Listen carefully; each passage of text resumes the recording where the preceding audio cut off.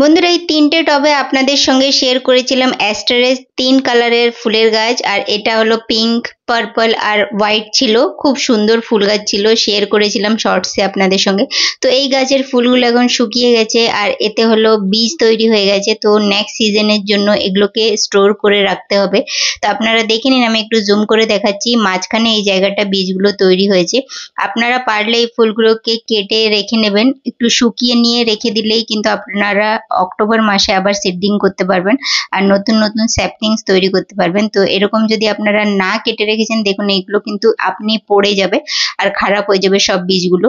তো অবশ্যই কেটে রাখবেন। কেটে রাখলে আর সামনের বছর আপনাদের কিন্তু আবার নতুন করে চারা গাছ কিনতে হবে না, যেটা আমরা প্রত্যেকবার কিনি।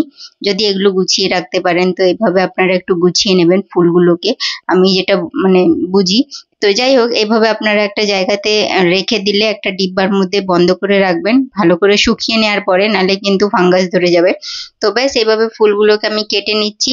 অ্যাস্টারের এখানে 3টে কালারের ফুল ছিল, আপনাদের সঙ্গে সত্যিকারের খুব ভালো ছিল ফুলগুলো দেখতে।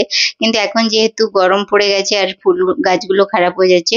আর নিচে এই প্যাটেলস যেগুলো আছে পার্পল কালার, এটা কিন্তু প্যাটেলস, আর মাঝখানটাই কিন্তু বীজগুলো তৈরি। আর বীজগুলো একদম খুব সুন্দরভাবে তৈরি হয়ে গেছে, একদম শুকনো হয়ে গেছে। তো কালেক্ট করে অবশ্যই রাখবেন। এইভাবেই কিন্তু সব ফুলেরই যত রকমের এখন ফুল গাছ আছে শীতের, সবেরই বীজ কিন্তু আপনারা স্টোর করে রাখতে পারেন এইভাবে।